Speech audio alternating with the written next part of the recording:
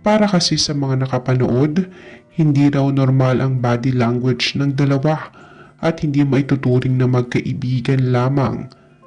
Mukhang may espesyal daw na namamagitan sa kanilang dalawa.